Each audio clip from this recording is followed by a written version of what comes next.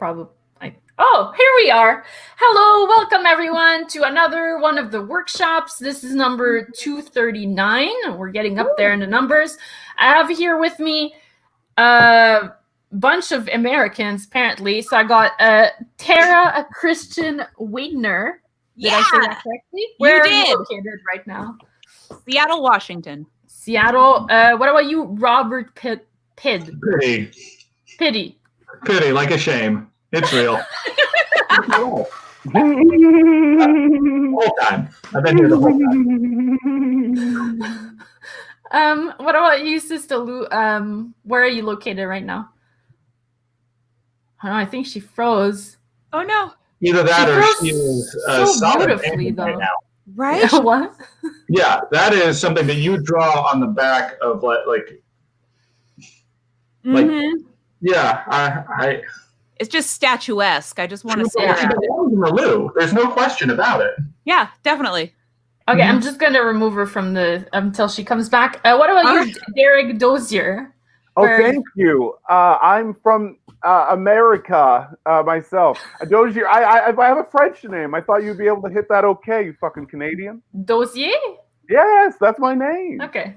Well, I don't know. I know. I'm just giving you a hard time. I'm sorry. I thought I was, I was just playing along. We're friends here. I'm going to send you some money as a sign of good faith. Thank you. Hey, I'm your friend, Sister Lou. I don't know what happened. Thank you. Where are you located right now? I'm in Ohio. Ohio. Okay. Yes. That's cool. It's the Midwest. Oh, in the Midwest. Okay. Thank you. I know my states, but sometimes I'm a little fuzzy on exactly where they go in the United States. I am located in Montreal. My name is Victoria Blair. I'll be hosting. And just before we start, I want to make clear that this is a comedy safe space to anyone watching, which means that we can say whatever we want to say with the intent of being funny. We're trying to find that line. If we cross it, it's okay. This is the opposite of a safe space. So just keep that in mind. Just don't be a dick, And the way it works is that we were given each a very random topic to write 3 to 5 minutes on, hopefully. We're going to present our material to each other and give each other feedback. After that, we're going to go through our own material, 3 to 5 minutes, and give each other feedback. What was going on, Robert? You didn't know we had to do our own material. I didn't realize I was doing my own material. Yeah, that's new. Oh, you guys, okay. It's okay. This is like my 6th workshop. We've never done that before. I dig What? Really? Yeah. Maybe everyone before you has just slacked off on the job. Yep. I don't know what's happening right now, but no, we are supposed to do our own material. Cool. Maybe because you guys go overtime, maybe. That's possible. You scared Robert away though. Yeah, he's like going to. It's okay. Like okay. So when you do your own material, what I like to do, I'm not doing that today, but what's really helpful is you use your worst jokes, the ones that really need like help fixing, and the ones you're not sure, and like so. Cool. Someone said that they always do their own material, so I don't know who to believe. Okay, well then none of the ones I've been on we have. That's funny. I wanted to say. Oh, I just wanted to say, get you guys permission. I will just kind of free write during your set and then tell you everything I thought of during your set. So I mean, it's not it's in no way out of like I think I'm smart. It's just me thinking, oh, you said this one thing, and this is a bit I think could go with that thing you said. Yeah, I do the same thing, Derek. I do the same exact thing. That's what I do too. Perfect. That's cool. Perfect. Cool. As comics, we can't help it. Everything we hear, we're like, oh shit, what if this, our brain is already taken off somewhere. Yeah. So I welcome that feedback, y'all. Y'all can help me see something I didn't see. That'd be awesome. Yeah, and then expand the bit to something bigger. So we're going to start with me. I'm going to take the bullet on this one. And then if you want, we're going to go Tara, Robert, Derek, and Sister Lou. So my topic my topic was dialects, which I'm not even sure how to pronounce that because I'm Francophone. Can someone say it to me? Dialect? Dialect. Okay, that's okay. I got the accents good. Okay, dialects. So dialects are a different way of speaking the same language, right? For example, the Quebec dialect, where I'm from, is kind of like a very goose honk way of speaking French. A very angry goose honk. Like if the goose really wanted to separate from the rest of Canada, but it wasn't really able to do anything about it because it's just a goose. That's what the French sounds like here. According to Urban Dictionary, because I went to go look, a dialect is a particular form or derivative of a language that can vary greatly from the main language so as to be mutually unintelligible, which I thought it was going to be a sex position, but it's not, apparently. The young people use that word as well. So languages are made of many dialects. And then you have all your dialects, and on top, there's the international language, which exists only in your mind, like the international English, which is only spoken by people in the news and taught by school teachers and used in erotic books. Like, she quivered as he caressed her bosoms, heavy with passion and sagged by time.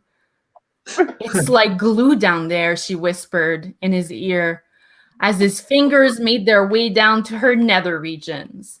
Which, I looked up nether regions. What does nether means, right? It means lower.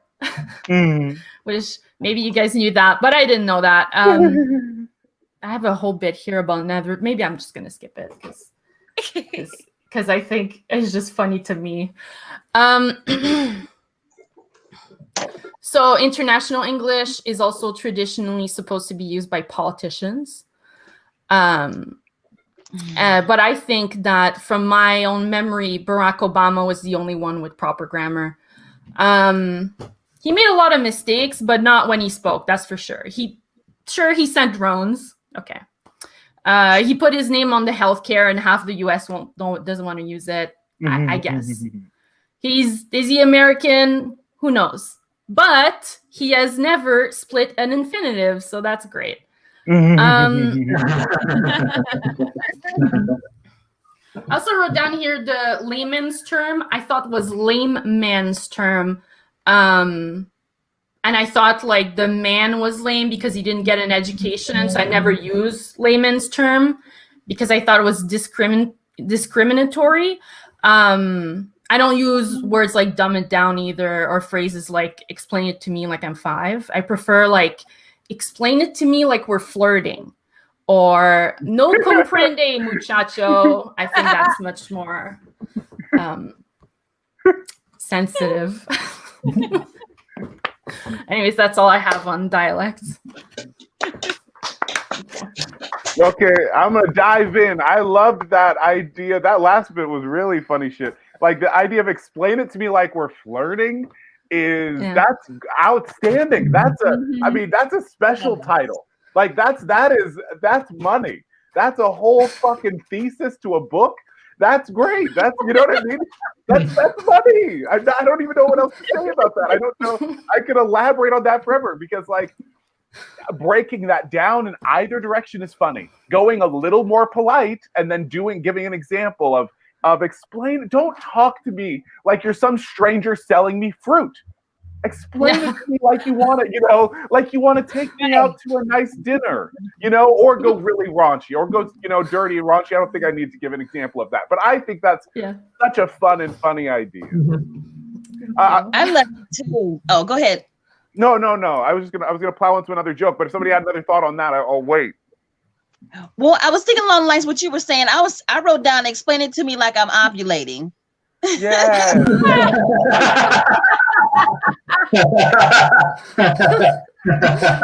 that's perfectly, it's perfectly like TV show dirty, like late night dirty. And then the international language was grunt language. Like it's no words. It's just a series of grunts and humps or whatever. Oh, that's funny. You have your mask on and stuff. Yeah, I haven't traveled the world myself, but I've gone far enough to learn the international language of grunt is the same. Mm-hmm. I feel like that's probably been said, but I mean, I don't know. I think but everything else you did was original. That's just a tag. Yeah. Thank you. Dialect, Obama. So we were riffing earlier about the competitions between conservatives and liberals in America.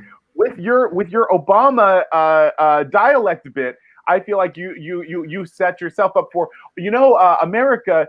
I don't care about your politics, but Obama wins a spelling bee every time. You don't have anybody that would beat him. There's no conservative who'd beat Obama in a spelling bee. And then that opens up to those jokes you were making earlier about what competitions could conservatives and liberals compete in equally, because it's not a spelling bee. And then that could just be a single punchline to the rest of your bit or a new chain. Yeah, that's perfect actually, because I got an Obama book for Christmas. I could use it as a prop. Oh, The Promised Land? Nice. It's a good book. Yeah.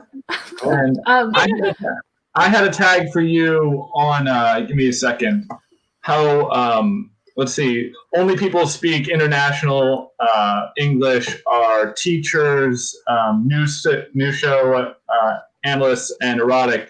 And then at the very end, when you said touch your nether regions, I was expecting you to turn it back and be like, and now back to you in the studio, Laura. And I was like, wow, what a strip. Like, it brings in both things at the same time and is a turn that I think would be really silly. Yeah, that's good. I loved the angry goose French. Yes. You can just, the ha, and you can hear that. My mind also went to like congestion and allergies and aside from the angry, you could also take it that way too. It could be seasonal, who knows? But I love that. I've never heard anyone compare the French language to an angry goose, and that stuck out the most to me. Oh, thank you. Does anyone have anything else to add? No. I thought the goose bit is an outstanding time for maybe an impression, but if you don't do that, even just a silly noise or a silly face. Like the bit is so strong, just taking that light break, even if you give nothing and just take it as a silent beat to the audience, I think would also probably get a laugh. Yeah. Is that even if you pretend you're going to do an impression and then decide not to, very mechanically, I think would go well. Like how they always go, well, I'm not going to do it, but you know what I mean. Yeah. Yeah, that works. Thank you. So that means then that way you technically aren't, really bashing the French. It's just like, oh, I didn't even do it, Yeah. I'd be like, that's too offensive. I'm not.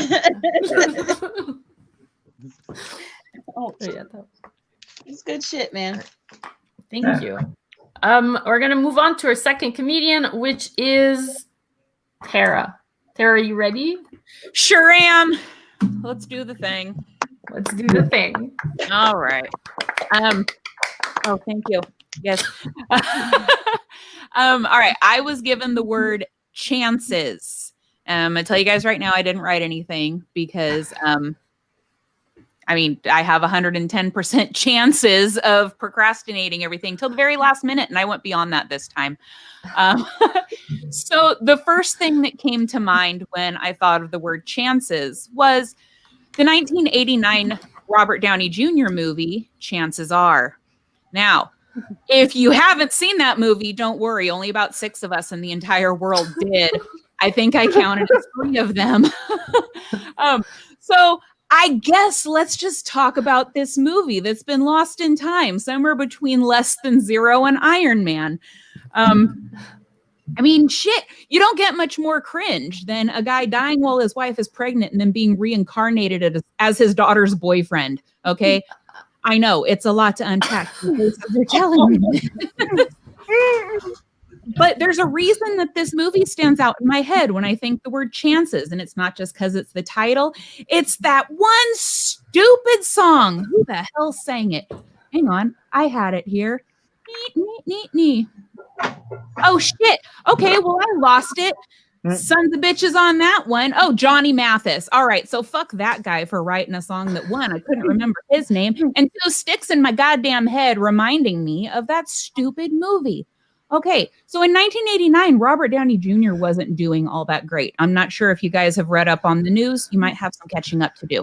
But anyway, it was 30 years ago. He's much better now. Kudos, RDJ. Anyway, but back then he wasn't doing good. So the fact that he took this movie where he's inevitably shipping his theoretical daughter, I don't see it being that far off. I think a lot of coke was involved in not even the writing, but the production, the acting, and possibly the costumes of this movie, because holy shit, for 1989, the fashion was bad. All right. Sybil Shepherd had shoulder pads bigger than my whole damn body, and I'm not a little lady, okay? The shoulder pads that what was the other guy's name? I can't remember. These are all people in the 80s. I barely remember the 80s. And that has nothing to do with the amount of cocaine I was doing, because I don't know if you guys are aware, but I'm not that damn old. Cocaine wasn't a thing for me back in the 80s. We waited till at least 91. Enough about my parents and their influence on my childhood. Let's see. Chances. Yeah, the chances of me making it through this set without I don't know, severely making it awkward or slim to none. I have 100% chance of fucking up every conversation I enter into. I'm going to say too much or too little. You're either going to be wondering what the hell am I talking about, or you're going to be like, whoa, stop there. Lady, that's enough. We got CPS is on their way already. Just calm it down. Speaking of chances on that and CPS, birth control. They say you've got a 1% chance of, getting pregnant if you take it correctly. Nay, I say my body gave 100% chance of fucking that shit up, because it doesn't matter what I do, you still get pregnant. Yes, that's coming from a lady who almost named her second child Morena. If you've got an idea, you know what's going on. Let's see. So as you can tell, I don't have a whole lot of luck with chances, although I do play the lottery, a scratcher, every Friday the 13th, because go fucking figure, that's my lucky number. And the only day of the year, thank God it comes around twice, that anything fucking works out for me. However, we had a Friday the 13th back in March of 2020, and that's kind of when the world shut down. So I'm going to take that as an unlucky day. I didn't play a scratcher that day, but I am going to round out this evening and this set by watching Chances Are with Sybil Shepherd and Robert Downey Jr. and Mary Stuart Masterson, who names their female child middle name Stuart. I have had beef with that since I was 8 years old. I still don't know how to unpack this. I'll talk about it in therapy. But yeah, that's all I got. The word is chances. See, 100%. Can't make it awkward. Thank you. That was good. You just riffed on. I'm really impressed. What did I write down here? I love that you talked about shoulder pads. I don't know why. I really liked it. And I thought you could even add in there nothing demands respect like shoulder pads, Oh, I like that. Because they're so ridiculous looking. I also had a shoulder pad a bit, because you had already talked about all the coke stuff. So Sybil Shepherd's shoulder pads were so high she could snort a rail off her own shoulders. That's nice. And then just because I said coke already, there was so much. I think there was so much coke use in this movie. I think they filmed on coke. The very honest, sweet way you said, I say too much or too little. I think is just the thing you can say at any point during your set as a transition, and it will always seem right. It would seem like a normal, natural thing that you were just honestly saying to the audience. But you don't need to flavor it. Or flavoring that story can be what you do between your jokes. Because if that's you riffing, then I'm sure your material sounds pretty neat as well. And then you can keep riffing that one idea, you know what I mean, I don't know. Yeah. That was neat. That was cool. Thank you. To jump on what you said, like there's so much coke in this movie, it was produced by Pablo Escobar or something. I like that. I love when you were talking about the storyline because I've never seen the movie, and I was like, I wrote down. You was like, hey, okay, the story is going like this, and it's trailer park-esque, but it has Sybil fucking Shepherd and her shoulder pads in it, like, you know what I mean? This trailer park-esque. It sounded real Maury Povich, like, whoa, okay. And then the other part you were talking about Robert Downey. And you said something about kudos to him or something, and you was gonna say like, what are the chances that the crackhead turns into Iron Man, you know, or something along those lines? I missed that chance. Yeah, I wrote down crackhead Iron Man. What's the fucking chances, you know? Yeah. That could maybe be a little line and say, what's the fucking chances, you know, in your thing. That'd be a real funny line to go back to. You know what I mean? Yeah. Yeah. Thank you. I had a relatively dry tag based on you describing that movie because it was sort of that.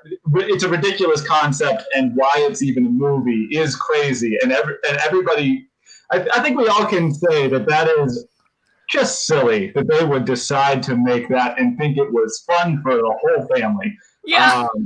And like, once you described it.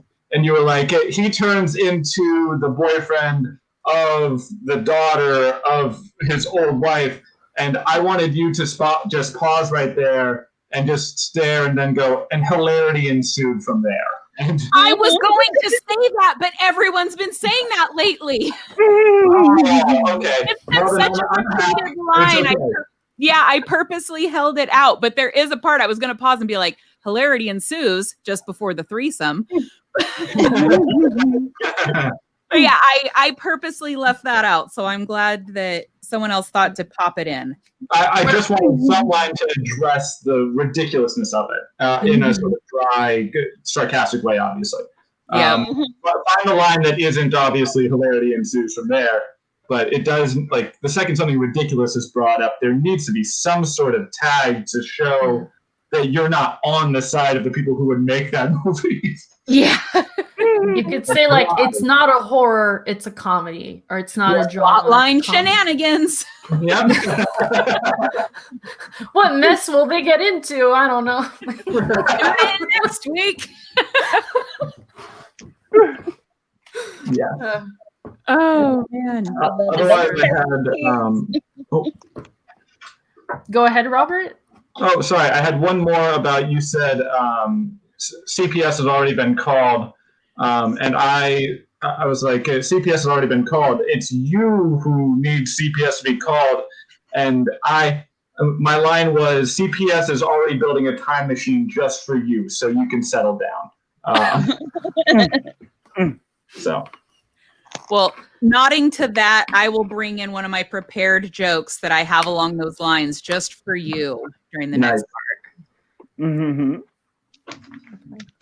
I think someone else wanted to say something, but I didn't see. I think Sister Lou? No, I was trying to adjust my camera. Okay. Pressing at this damn phone stand. This thing, it's slowly going out. I can't believe I wore this thing out. Every so often it just starts leaning down real slowly, like, oh shit. Everyone's a fucking critic.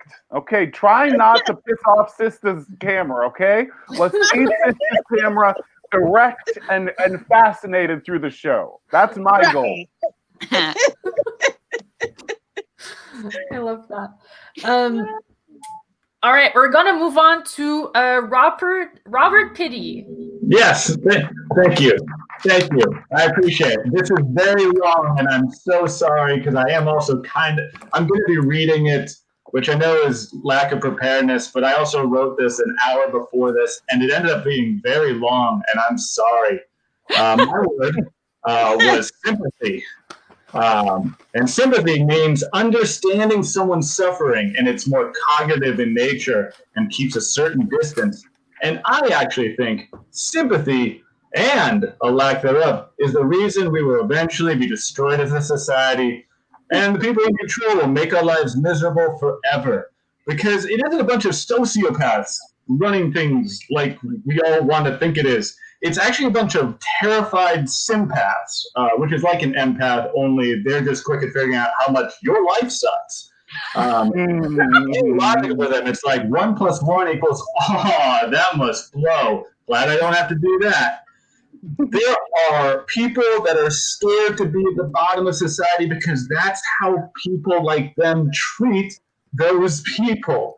They literally made their own bubble where they make it worse for them to ever be outside of it. So they will do anything to be able to stay there. And it's made life worse for everyone. And the worst part is they know if all of us actually banded together, the people at the bottom, there'd be no military, restaurants, retail, direct shipping. We wouldn't even have teachers. The people kind enough to know their job isn't going to pay much, but they believe helping kids be better, especially since their parents are the ones trapped doing those jobs.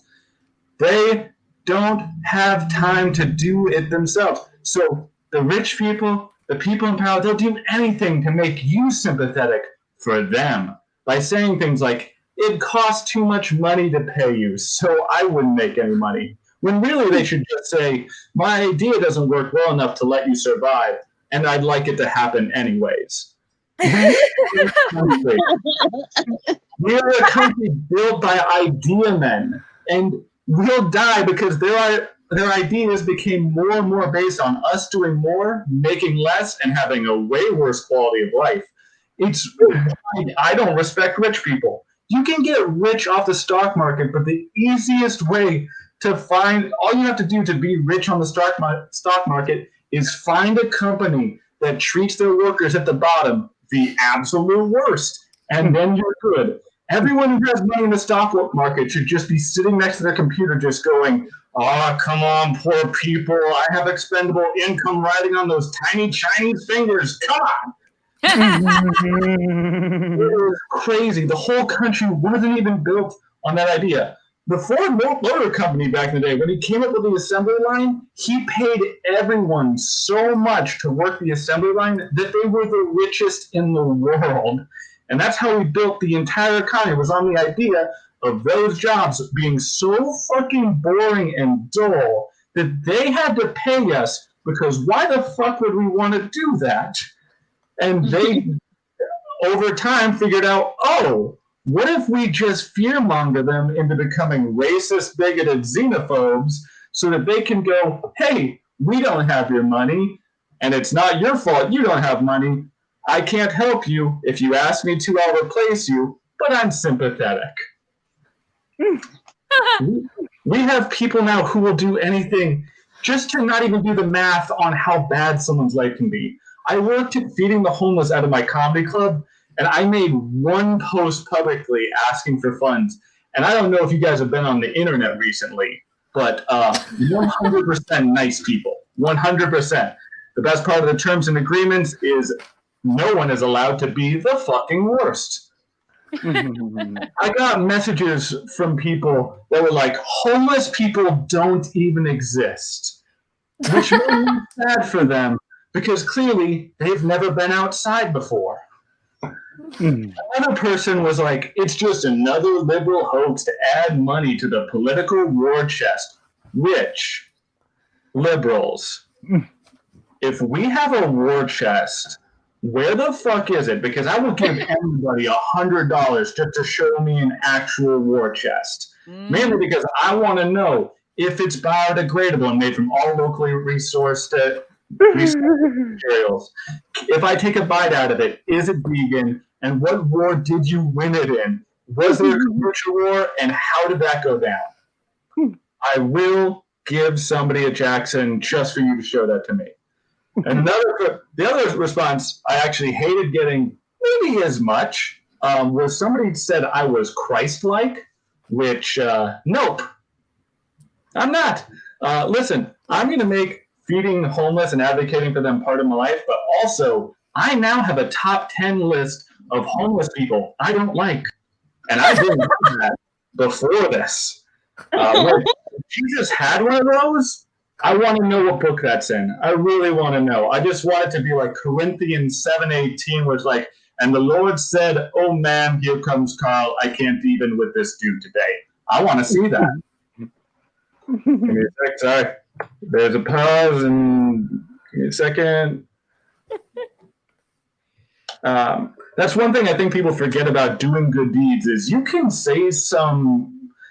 do some pretty awesome things, and it can still be pretty shitty at times. Like, my heart didn't grow 10 sizes bigger when some dude I tried to give a sandwich to said, if you come any closer, I'll curb stomp your faggoty ass. I don't go down that street now. That's what happened. And I don't feel worse for doing that. It's a nice thing, but I can live without it. And that's pretty much it. That's the whole thing. Sorry that it was really, really long.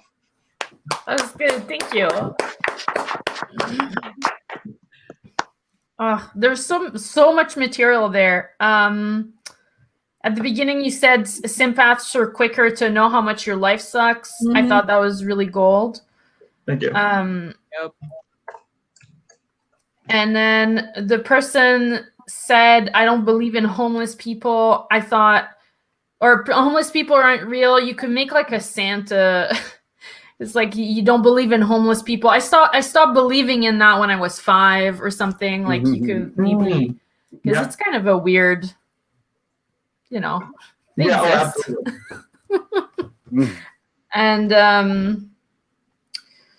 And top 10 list of homeless people I don't like. That's also gold. That's excellent. Thank you. I don't know if you've ever been on the internet recently. That's like a great setup, and I thought you could be like, but take your meds before you do or something. I don't know. It's just so hilarious right away. Like, I don't know if you've been on the internet recently. Thank you. But yeah, that's all I have. Yeah. That's great. Thank you. Let me see. I was thinking, you had, when you were talking about the empath versus the sympath, it kind of made me see like a little, a bit of a series on the sympath, like saying, oh, like the Browns trying to get to the playoffs, and we saw what happened with that. Or as reliable as a lambskin condom. And the only constant was that life sucks. And then you were talking about something, you said expendable income, or you was like, there was a little piece in there where you were talking about the different parts, and somebody was waiting on expendable income. Mm-hmm. Yeah. I imagine you like slowing that down a little bit.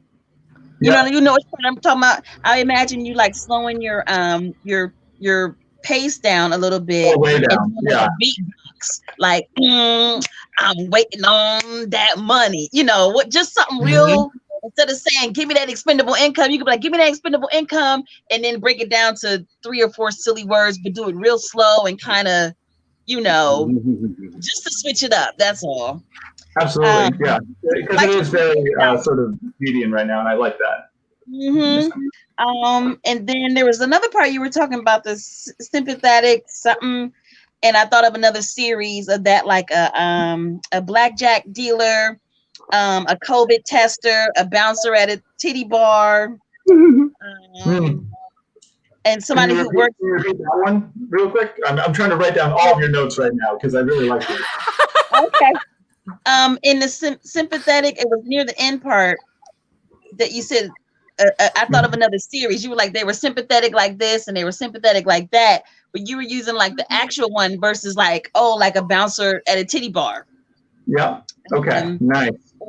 Or a blackjack dealer. Somebody that works at Trader I love that one. I love a blackjack dealer. Like a black. and somebody that works at Trader Joe's. That's all I got. Nice. No, those are all great.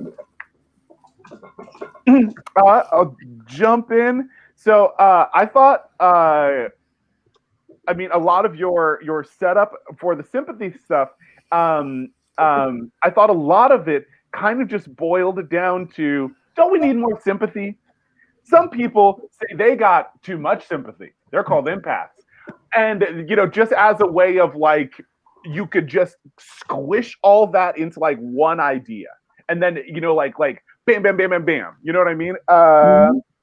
And then people with too little sympathy, they're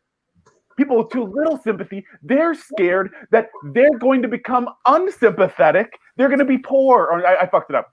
People with too little sympathy are scared they'll be poor, and then they'll be unsympathetic. I thought that was just another little labeling of the same joke you were making. Mm-hmm. I totally see exactly what you're going for in there, and I think I can find a lane for that for sure. Especially there needs to be way more sympathy. A lot of people should feel a lot worse than they do, right? And I like that just as a way to get into it specifically. So yeah, nice. People. So and then once you've set up all that, then you have you're in the factories, and then you like, I like that bit. That's a fun, like chunky, like story. But then you could pay that off with people will accept sympathy instead of pay now. Like these politicians, like they realize they'll just keep working. They'll keep showing up to work, and we're sorry, and they'll accept the sympathy, keep showing up for their bad job. I like that a lot. Mm-hmm. And then I liked the what you said, liberal war chest. That's I haven't heard that term ever before, and that's very funny. And I like things that I definitely experienced. Those are real. Those are 100% from real life. So I thought that bit was really interesting and really fun, and there's definitely shit there. But then you could make a tag. You can make a tag for all that is, the truth is, I found the liberal war chest, and all that was in it was a little weed and instruction manuals. Whatever you think the liberal tool, you could, and then you can do a whole run of all the liberal tool chest would be, because you've already set it up with this kind of, very, I guess, like kind of very serious, like, tight laced that, that then you can break. That is great. I really like that tag. That's going to be really fun when it'll all get, like, I wrote this down. I was like, well, there's power here. I don't know what I got other than that. But I've got some good, decent tags. It'll be interesting how this evolves over time. Yeah. Yep. Yeah. I loved the term sympath. Like, Thank you. I finally know what I am. It's that's not my problem to solve. Good luck with that. Yeah. Good job calling me out on that Christ-like comment. That's the last time I ever fucking compliment you. I mean, I'm kidding. That wasn't me. Well, I know it wasn't. I was going to say, we've got beef coming into this debate, and I'm ready. I am ready. Oh, it's on, homie. And for the homeless doesn't exist thing, feeding off of what Victoria was saying, if they say homeless don't exist, well, neither does Santa, but I've seen one dressed as the other, so it must cancel each other out. That's funny. There's a good comeback. I'm putting that down right now. Give me just a second. I only put that's funny, girl. That's really, really good. Thank you, guys. This is awesome. I want to say thank you again for what you did this summer down at CHOP, because that was awesome. It actually wasn't at the CHOP. It was at the Comedy Underground back in Pioneer Square. CHOP we actually had two different sort of homeless encampments, and they actually didn't know I was feeding the one down the hill. Oh. But what ended up happening with that whole entire thing is there's 4 different mission trips that usually house the homeless, and I found out after going to a Black Lives Matter protest and deciding to do it that they weren't housing them anymore because of COVID. and I decided that it was really fun until I got shut down after a month and a half. Yeah. It was interesting that building people all of a sudden had a problem with a whole lot of regulations they sure didn't have problems with before I was doing that. But yeah, so it still felt good, and I've still got about $1,600 to get out money. So awesome. Yeah, that's really cool. Good work. Yeah. All right. Do you have anything else, Derek? I think. No, that was all I got. Okay. Well, all looks great. Thank you, guys. That's gonna be really fun when it's done and polished and neat and nice. That was nice to hear. Thank you. So we're gonna move on to the next person, which is Derek. Come on, Derek. Dominique, thank you. The suggestion that I was so sweetly given was weight, and weight takes me right back to being 12. And at 12, that's when I developed my own eating disorder for the first time.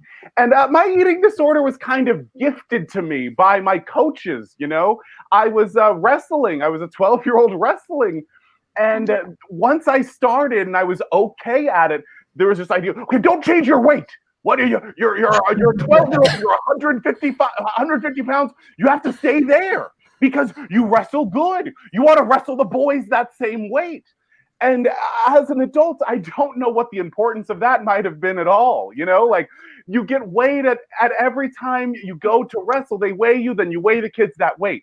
I don't know why it was a victory for me to stay one weight. You know, like I really don't understand. I mean, I guess it had, I don't know. But so I decided I really needed to curb my my eating. As a 12-year-old, I was thinking about it hard, you know. I think myself, I started, I prefer fat people. I think I prefer fat people in part because of all of the fear around them, you know, like I grew up watching X-Men, you know, and loving vampire stories and the outsiders, those who are hated by society. If you want to grow up into that Star Trekian reality, give some love to some brown people who talk a little different than you, or you know, some fat people, some people questioning their gender identity, and you, my friend, are right in that fantasy reality that HBO led you to believe could be real. The first time I really was, I thought about weight, and the first time I thought about weight for another person, you know, I was in love. I was 13 years old. And I was in love with a girl from my Girl Scout troop. I guess that's not real. Campfire. Campfire is where there's boys and girls, but I was the only boy there. So it was just me and these girls. And, you know, my very questioned gender identity, you know, I was like, no, can it just be girls? You know, why does it have to be girls and Derek? Why can't you just say, okay, girls, let's go. La niñas. Come on. But I was in love with another girl in my troop, and she was the exact same weight as me. You know, she found that out as a swimmer. For some reason, they're weighing their swimmers. That also doesn't feel like it should come up with the activity you're doing. Stop weighing your swimmers and let them get out there to the pool. You know, leave them alone. But she knew, and I loved her. She was so beautiful to me. She was so perfect, and she was the same weight as me. And so that 155, that same number, you know, that became important a year before. I still thought, okay, that's a good weight. I don't know. I don't care. I don't feel strongly about it, but I like the weight she is, you know, and that was my first idea. My dad, my parents, my dad was obsessed with weight. My dad was obsessed with, you know, how fat the girls I was dating were, you know, like, Derek, oh, you know, you don't want to marry a fat girl, you know, if you marry a fat girl, she's only going to get bigger, you know, and that kind of insanity makes me feel like, you know, now as a grown-up, when I go on a date with a fat person and we share a meal, it feels just as rebellious as sucking a dick. Both those things feel so rebellious. and like I'm shoving a middle finger to my father and all those conservative, scared men from childhood. You know, they both give me that same Star Trekian satisfaction that I'm looking for. But I'm still on that same idea, that same ability to find myself beautiful. You know, although at 12 and doing wrestling, I thought I needed abs. I thought I would not be acceptable to another person until I had abs. I still thought, okay, once I got the abs, I look okay, and I liked myself. The first boy I fell in love with him in part because when I looked at his feet, they looked exactly like my feet, okay? When I looked at his legs and the muscles in his legs and his knee and the way that the muscle above his knee hugged it, I'm like, that's just like my leg. And he was just a Germanic descendant too. I'm like, shit, maybe we have some shared genetics somewhere in there. He was a very white boy, you know, blonde hair, you know, looked different than me. But if you were to just look at the skin, it was so similar. And we were the same weight as well. And so it was just funny that the first girl I decided was beautiful, and the first boy was also kind of because I liked that they were my weight, you know, and I liked that they were like me. And so I thought, maybe I'm not gay, and maybe it's not gay if I like me. And I'm just here to tell you people, as I'm finishing out my set, it turns out, yes, I was gay.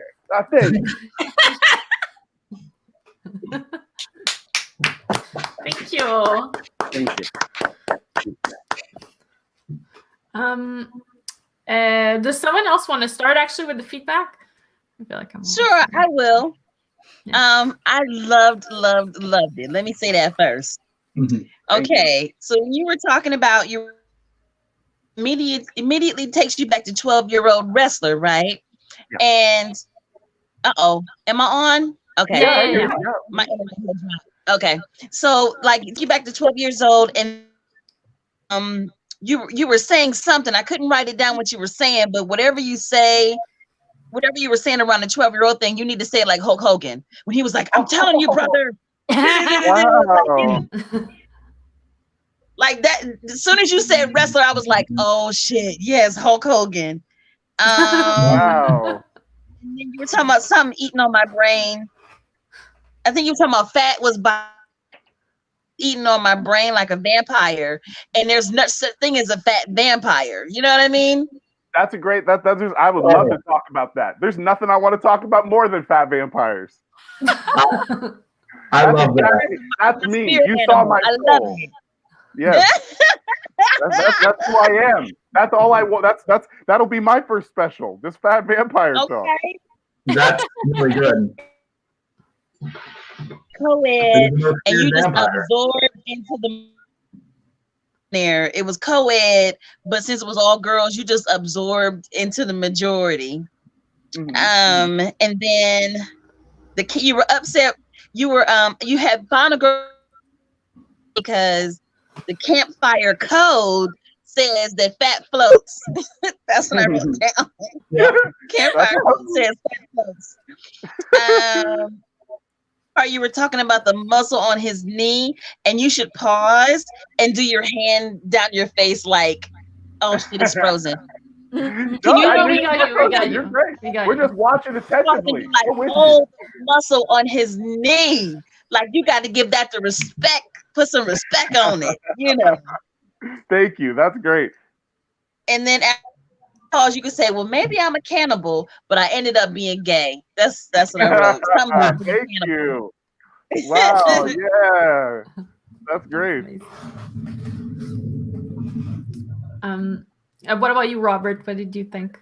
See, and I sat here going, everything you said was really relatable because I wrestled back in high school and had weight issues and stuff like that. Like, I'm actually one of the reasons why they have water weight checks for high schoolers now because I cut so much back in the day. That on top of the fact that I also was a member of the Girl Scouts, not Campfire. My mom ran a Girl Scout troop, and she also was she was one of the people responsible for getting Girl Scout cookies to all of the Girl Scouts throughout the entire region. And she didn't have the muscle to lift it into a warehouse, So I literally had to sign a thing that said you have to be a Girl Scout to touch Girl Scout cookies. There's like a weird thing about it. And so my mom still pays dues on me. I'm 31 years old. What? I'm still legally a Girl Scout to this day. So this whole entire time, I just sat here going, wow, I didn't know there was anyone like me. I may not be gay, but the rest of it, like, really, really, like, I mean, have you read my journal recently? Robert, I think the people that make Bob's Burgers have started making other cartoon shows. I think we should submit them our two boys, going to Girl Scout, meetings. Bob's Burgers show. I think that would play. I did want one thing from your campfire, because you were the only boy at the campfire girl. I wanted them to do a very gender specific sort of thing that was obviously geared towards women, that you still had to participate, like them teaching how to put a tampon in, and you had to be there the entire time. And so that was one thing that I was looking for, was just a tagline to sort of bring me along into what you experienced as the only boy that maybe you didn't expect, but now you have all this fun information that is good to know and healthy to know. Yeah, thank you. That's funny. Yeah. If you do add in anything like the tampon applicator, you got to add something like, and my ass is sore, or I still got cardboard up my butt, or something like that.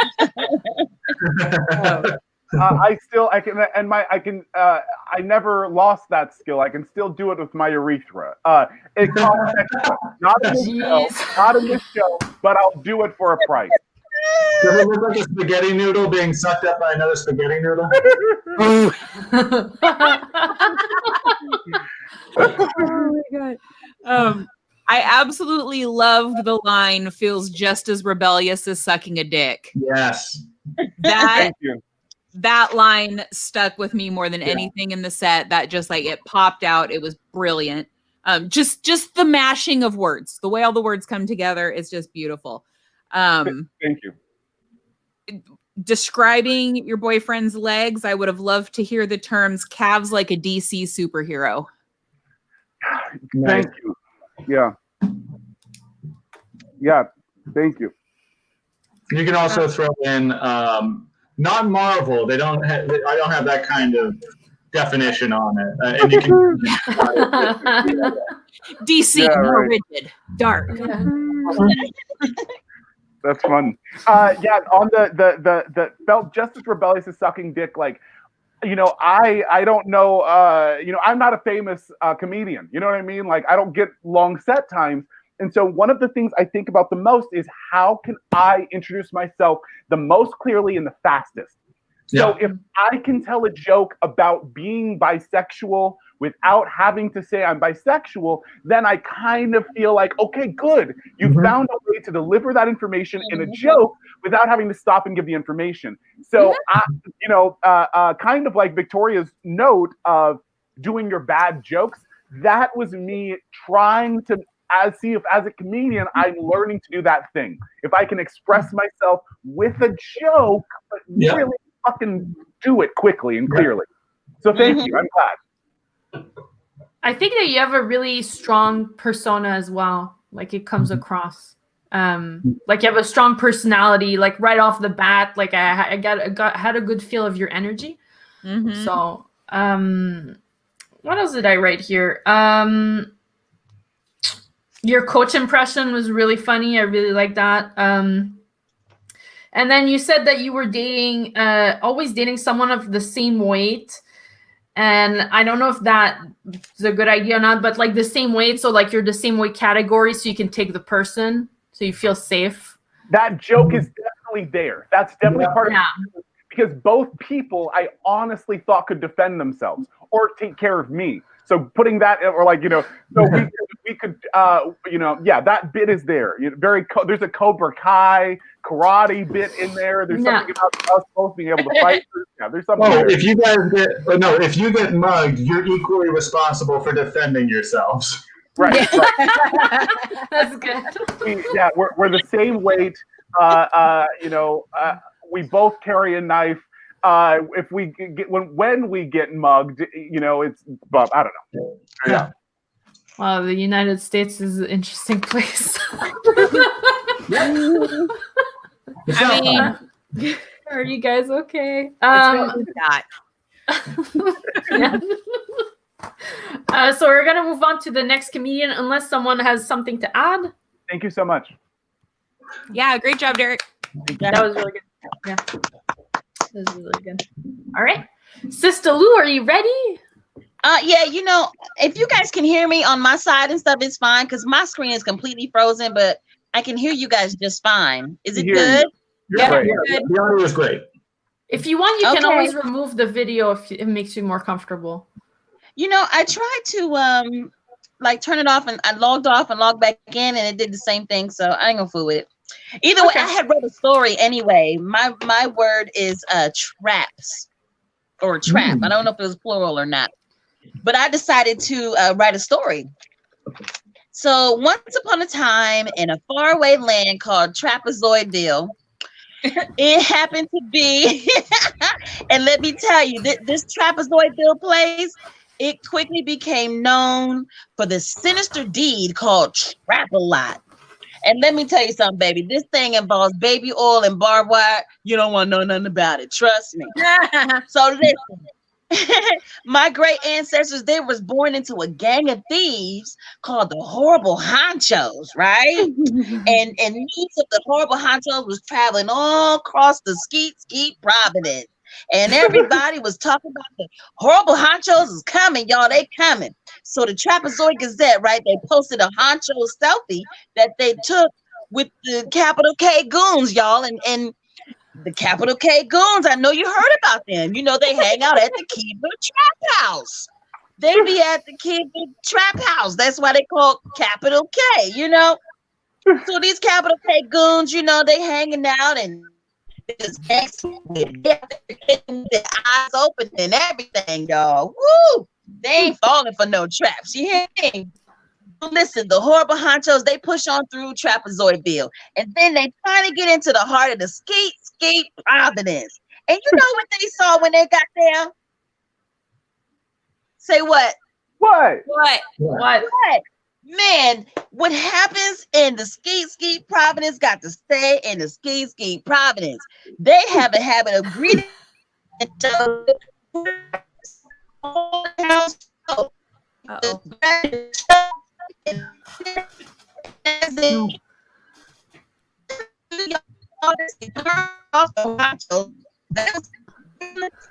And then it ensues.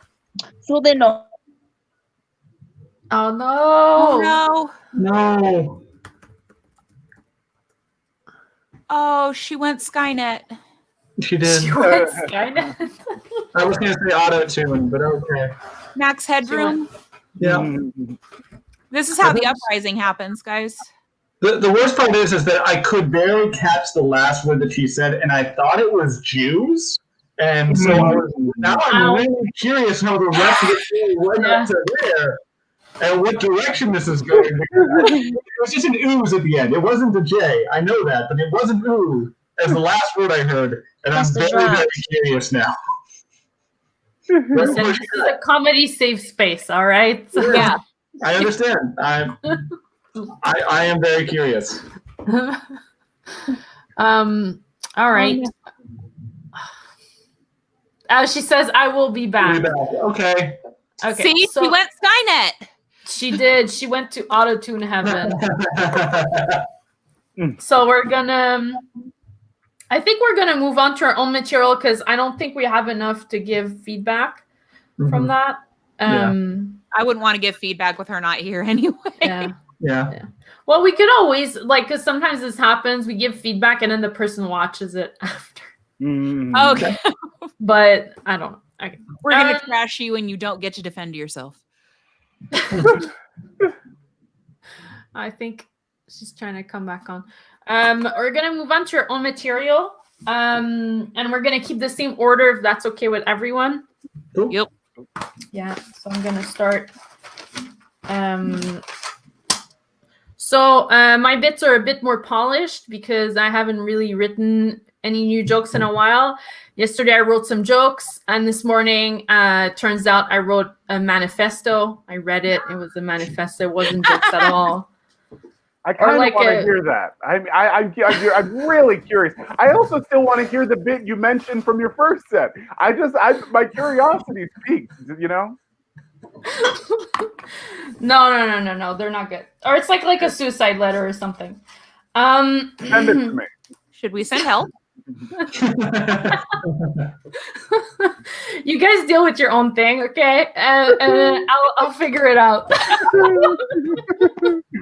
So this is the aggressive kind of support that you out there can expect from this workshop. Get involved and share your comedy, or else. All right. Where am I going to start? So I have a gun permit. Maybe some of you don't know that about me. I got a gun permit, but I don't have a driver's license. Just too complicated to get like the driver's license, the test, the insurance is expensive and everything. I'd rather just own a gun and take the bus, honestly. I save a lot, especially the bus driver just really likes my gun. Whenever I show him my gun, he gives me a free pass. The other day gave me a free bus, actually. So that was good. And the people at the club too, they really love my gun. I went to the club and I was trying to flirt with this guy. So I went over to him and I showed him my gun and I was like, "Aren't you gonna buy me a drink?" And he bought me a drink, which is crazy. He was looking at my gun the whole time though. And then after I got my drink, I went away just to try to get him to chase me. And he just started patting people. He was like, "She's got a gun. She's got a gun." He was so excited. Everyone went bonkers. I mean, it's Canada. We don't see a lot of guns around here.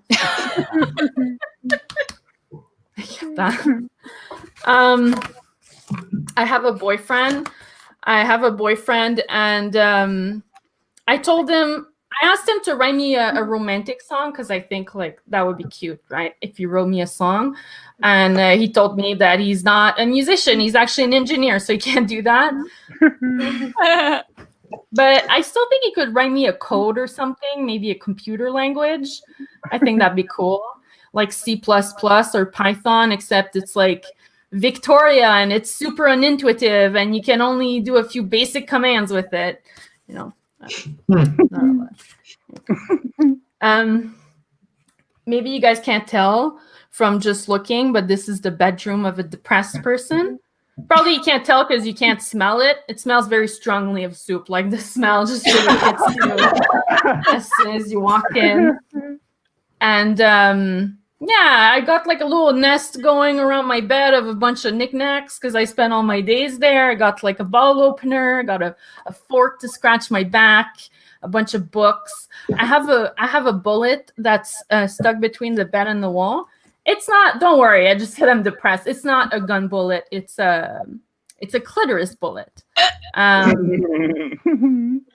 Which it's too small and slippery for me to pick it up. The bullet, not my clitoris. My clitoris is huge and it is bone dry. So if I needed to have a sex change, I already have the micro penis. So the doctor can skip that part, just sew me up. You know, maybe I'll get a discount because honestly, that's something I could do myself. So, but that's it. That's everything that I have. Thank you. Okay, I'm diving in with the with your clitoris and saying this and saying the what if presenting that with what if honestly, just looking at myself, looking at what I have to offer my lover, I think I might get a sex change just because my shit's already that big. You know, like he's already sucking on it. I think he says he likes it.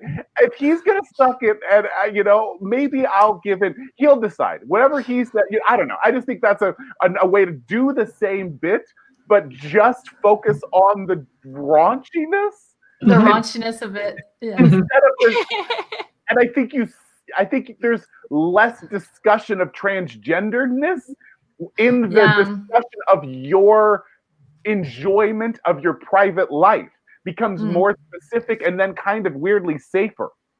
I see. Of a sensitive subject. You're right.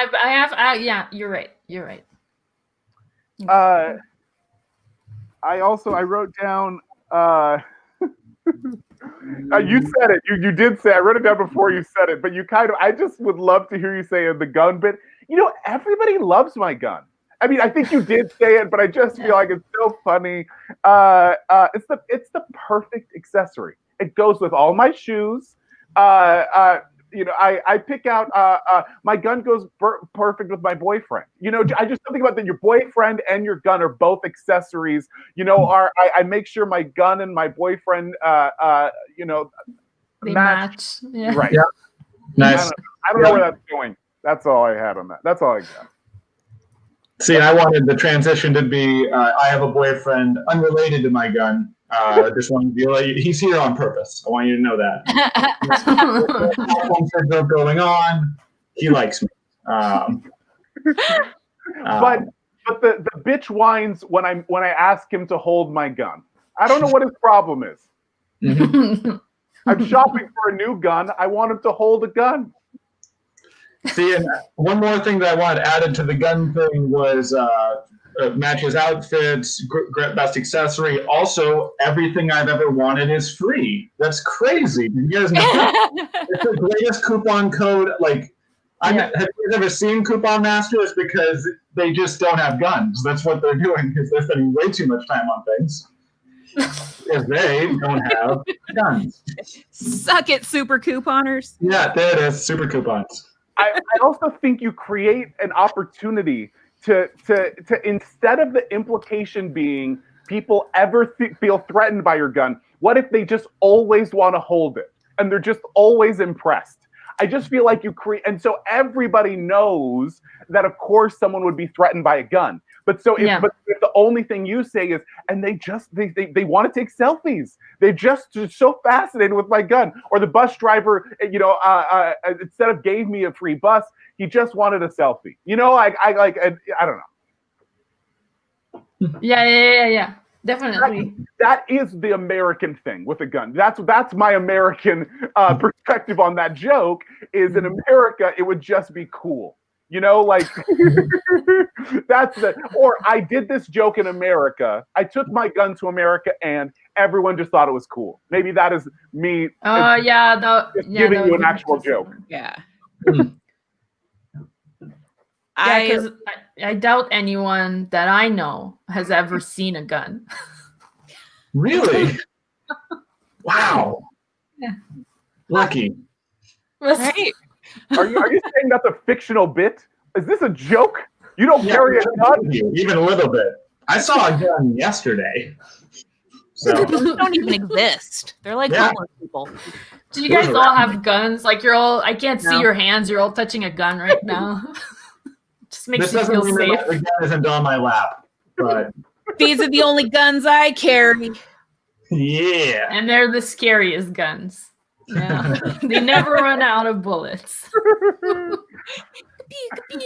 Honestly, Victoria, I just hold the bullets and throw them. You know, that's really right. I'm gonna hit you right in the eye, and it's gonna hurt because someone stole your gun. You just need a good pencil. You just need a good pencil and the bullet. What do you say to me? Get out of my face. No weapon. You know, it's easier to get away with it. I think backfires happen that way. So I don't know. I'm not an engineer or anything. Not a cheap pencil. Oh, a good pencil. Yeah. Okay. That's what keeps the backfire from me. Silly me. I thought we needed actual guns to fire bullets. That's Hamilton stuff. You've been watching. That's Hamilton logic. You got new guns. That's what the NRA wants you to think, that you need guns. You don't need guns. You just need bullets. Yep. Need a good guy with a good bankruptcy. I loved that you started out with, I have a gun license, but not a driver's license. Yeah. I think you could even like make it just a little bit more like kind of pedantic and be like, I have a gun license, but I don't even have my learner's permit kind of thing. Like take it a step below the driver's license, like, but I don't even have this kind of thing. And then like, you know, you could even go into like other licenses, like, you know, fish, but I can't. Or where was I going with that? Oh yeah, I could hold you up at gunpoint and carjack you, but then I can't drive away from the scene of the crime, so kind of thing. So that's where I went. That's why I've got the word carjack written here. But yeah, that was the only feedback that I had thought of, and anything else I was going to say, they already touched on. So, all right, excellent job. I loved it. See, and now that you said that you always have to carjack if you want to get away, I'm like, you're always playing Grand Theft Auto, but nobody else is playing with you. You're always doing it. Like any car, at any point, just pop. Mm-hmm. So I've got the master key right here. Yeah. Click room. Yeah.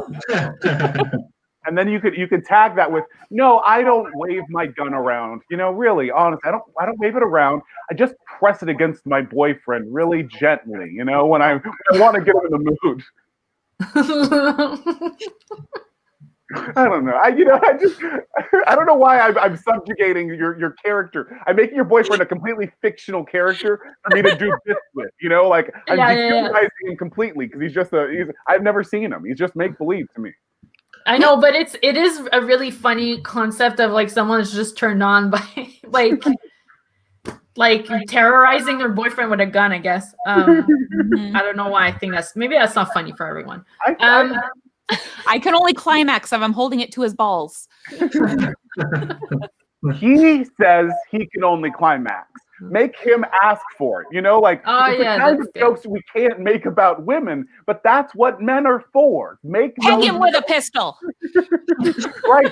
I think he wants it. If you know what I mean, especially in that more Frenchy, you know, more Canadian-y, you know, like we'll laugh at that.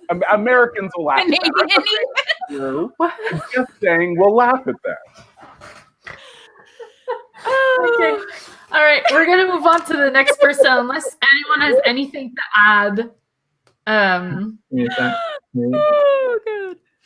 I wanted you back on your clitoris, and I'm sorry to go back.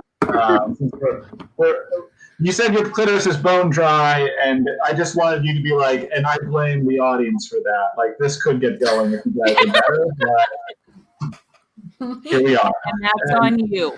That's on you guys. Laugh louder is what I'm saying. And that's all. That was the only tag.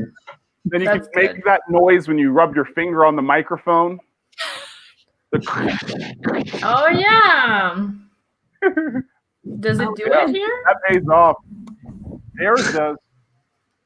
I can't get it to do it.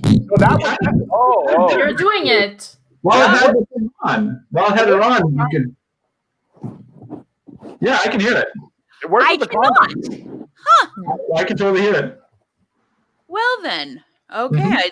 I learned something new about my audio equipment and hurt my thumbnail. Okay. That's okay. It's a flesh wound. It's all right. All right. Okay. Let's see. I'm looking at my in progress board. We're going to see what kind of jokes I've got that need to be worked on. All right. Let's see. We'll start out. I moved around a lot as a kid, like a lot.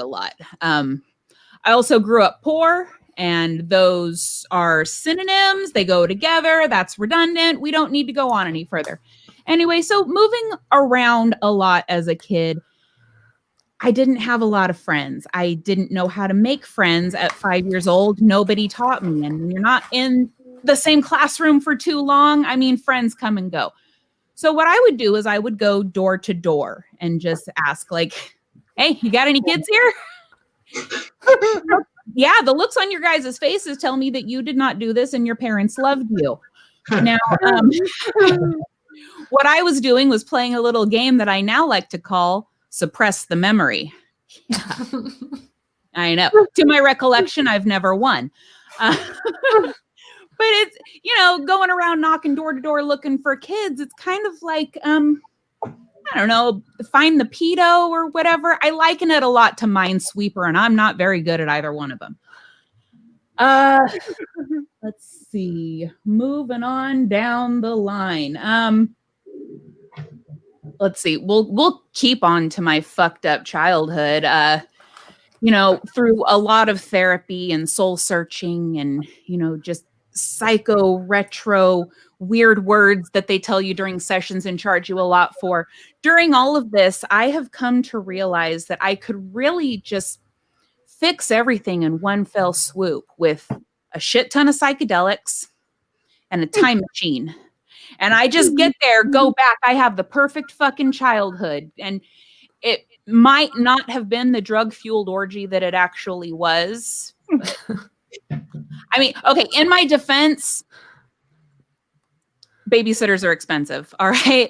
And you should totally just, embrace your activities with your children. Include them in the things that you enjoy. So, I don't know. Fuck, I actually forgot half that joke and told everything inside out. So I'm fucking my own shit up. Let's see. It happens. I know, right? Well, it's because I'm bouncing around the board trying to do the shit unpolished like. So, yep. Let's finish up with this one. Let's see. As you can tell, my hair is red. It's totally natural. I bought it myself. I do get asked a lot of this is my natural hair color, and I've been dyeing my hair red since 1999. This very shade you see before you. I fear change. That's a mental thing. We'll get into that more later, probably in therapy. So I have been dyeing my hair the same color, and the reason I have to keep up on this, like before, it was a life choice, I liked the nicknames that came with it. It was like Big Red and Fire Crotch. And, what I'm trying to say is, I chose to do this to myself. But now, like every 4 to 6 weeks, there's no choice anymore. This shit's got to happen because if I don't, my quarantine roots full of stress, age, and wisdom, they wrap me right the fuck out. All right. Like to the point when I tell people that I'm almost 40, fucking believe me.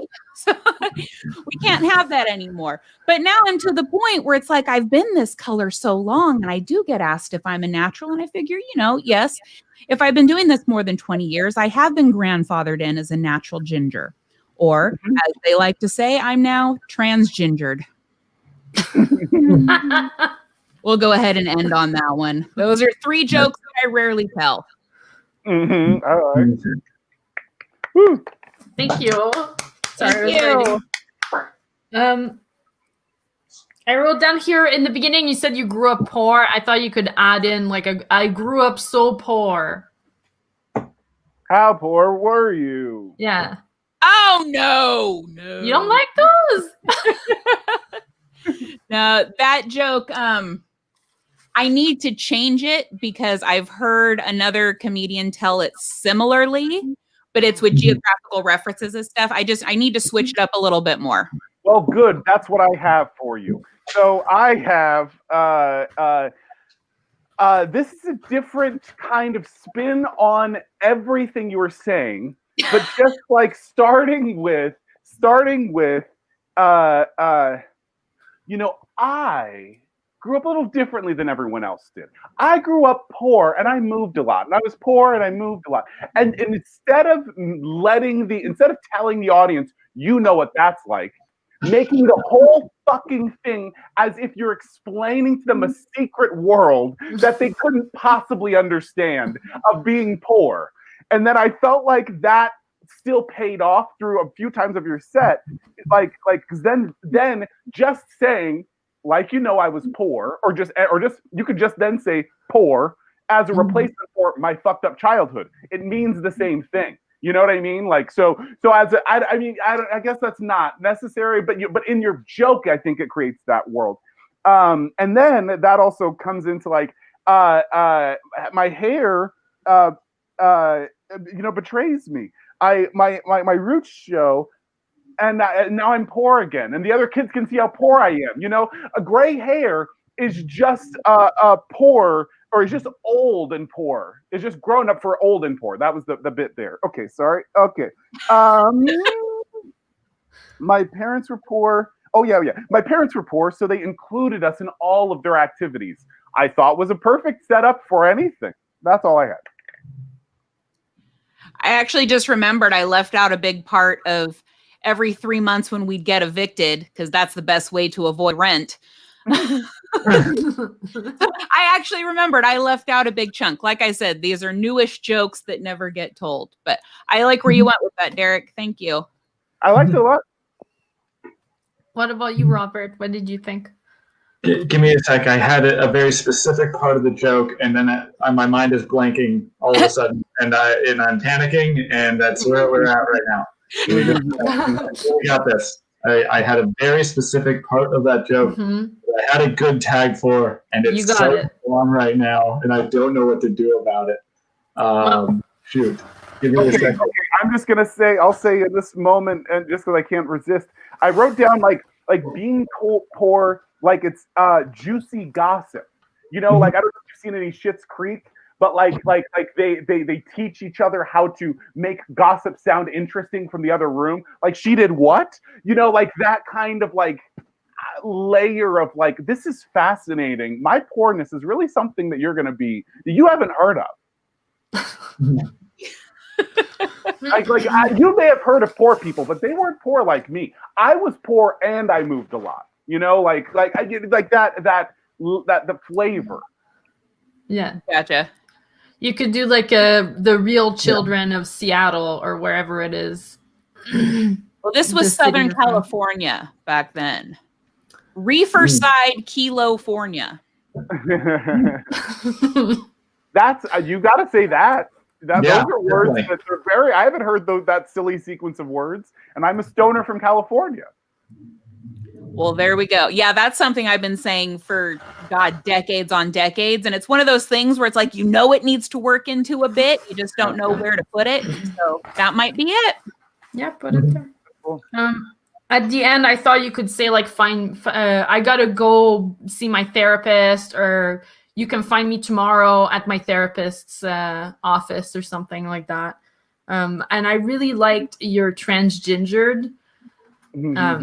That was really good.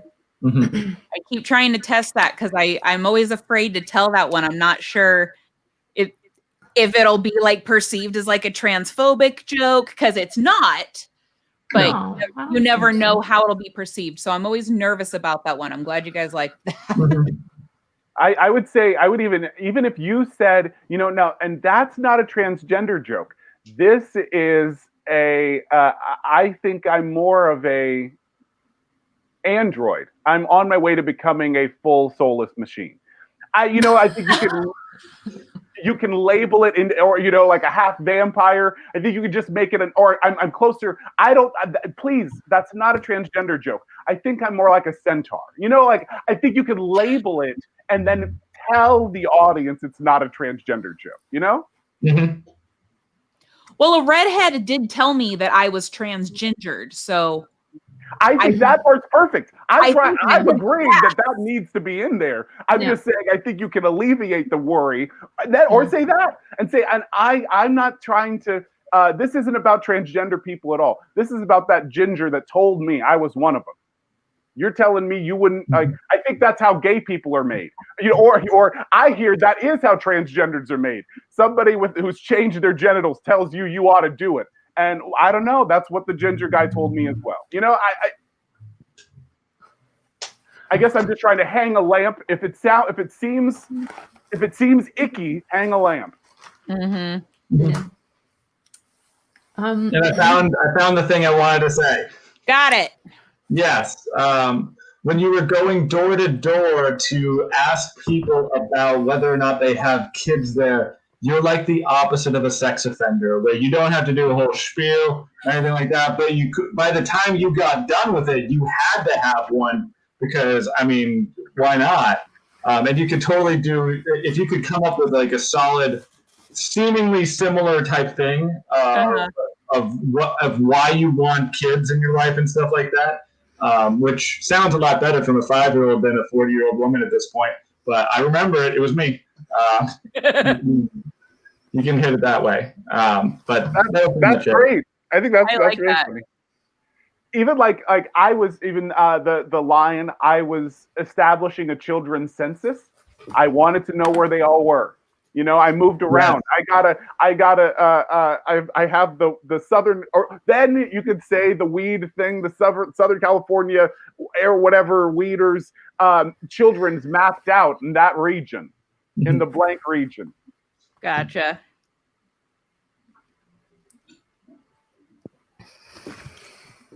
Awesome. Thank you. If you guys don't have any more feedback, we're going to move on to the next comedian, which is Robert. Yay. You ready? All right. So I have 3 jokes, and I think that they should intertwine, but we're going to see how this goes. The first one I want to establish as a callback about how I feel very awkward in my body, but I also feel it doing things when I'm talking to people that I don't agree with the personality it portrays at all. Like the other day, I was explaining something to a woman while my arm was at this length. And I immediately thought to myself, you don't have the charisma or want it to be able to do this. Like every single time I look at somebody who, like, I look like I'm out smoking outside of a bowling alley thinking that that high school girls stay the same age every single time. And I hate that. I hate that that's what I look like, but it is. But also, it's weird that just positioning of your arm, sorry, I have to stand up for this. Positioning of your arm, I just realized this is very difficult to do. Like, if you have it out like this, you look like you're casual and kind of a douchebag. But also, if you go down just a little bit, you don't know what the fuck is even going on at this point. It is so strange. And if you go all the way up, you're now gay in a dance club. Did you know that? It's so to just with it's literally like less than 45 degrees each, and you're in a totally different situation. And that's it. I'm still working on all the beats of that one. But later on in the set, whenever I'm doing a joke and I'm trying to explain something confidently, I'll lean my arm and stuff like that, or up with trepidation, just to call back to it throughout a set. The other part of it that I'm working on as far as like making it into a callback is I used to work as a Lyft driver, and I had a guy get in the car, and he was obviously on a date. And if he could be leaning like this, he would be, but he was in a Ford 500 SC, so his confidence had to be lower than that just for the arm angle. And he's in there, and he is just peacocking as hard as possible. Like, I heard him say these words, I'm going to be top of my firm in just a couple of years. That's not bragging. It's just a fact. Which made me think, does he not know the difference between bragging and a fact? Because they're both supposed to be facts, technically. He had that problem in the past where he just says random things that people are like, hey, you know, onions are $3 over there. And they're like, whoa, slow down, hot shot. And he's like, oh, man, I got to clarify this more. Fuck.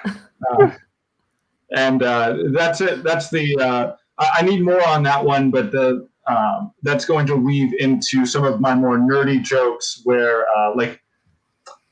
do you guys remember Pokemon Go when we almost solved world peace for like a couple of weeks? It was really this close. It was great. Like, honestly, if we have just like had it up and running over in Palestine and Israel, like, I think that eventually one of them would have just dropped their gun and been like, is there a Squirtle around there? And this guy was like, I got it. Don't worry about it. And they would have done the whole thing. And I remember that I love Pokemon so much that I interrupted marriage proposals, plural. I'm not stuttering right there, due to Pokemon Go. That's absolutely true. And it happened one day. I was out on the pier about maybe 2 weeks after it came out, and I was supposed to be at work, but I decided to be a 25-year-old man and follow my nostalgia because I already lived in my mom's basement, and I wanted people on the outside to see it too. Mm-hmm. And so I'm out on the pier in Seattle, and what appears but a polyrath, which I didn't have at that point. And the level of enthusiasm that came out of me was, oh, sick, there's a polyrath here. No one. And yes, I was bragging.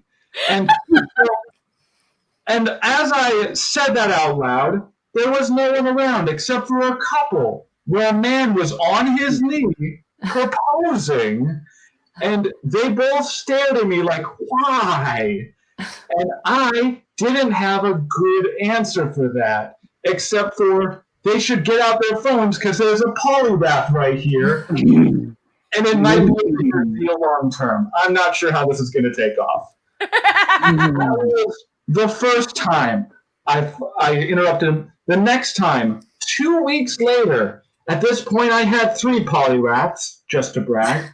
The same exact pier. And what appeared again? Another polyrath. Did I have the same level of enthusiasm I had the first time? I absolutely did, 100%. Because I said out loud, oh, sick, there's a polyrath. And I looked up that time thinking, wouldn't it be silly if there was another couple there? And there was. There was another couple there. And they did, and her hands were on her hips, and she was not having any of it. And she was mad that I was interrupting one of the greatest moments in their life. But I was mad at them because I knew that was really unoriginal because I'd done it just a couple of weeks before. That's not fair. I missed a piece of the of how much of a of how shitty it is to get interrupted when you're doing a marriage proposal by something like that. Because when you propose on the pier, you do it for a couple of reasons. One, it's because it was your first date and you're circling back. Or two, that guy's had that ring in his pocket for like a couple of months. And he's been waiting for a good day to do this on. And so his whole entire day, he spent the whole entire day just going, all right, we had a really good breakfast. Brunch was awesome. She didn't yell at me in the car. I think I'm ready to do this thing right now. And then the sunset's coming down. He's getting on one knee. He's got this whole thing. I want you in my life. Everything's always been perfect the entire time. And then I come in and say, oh, sick, there's a polyrath here.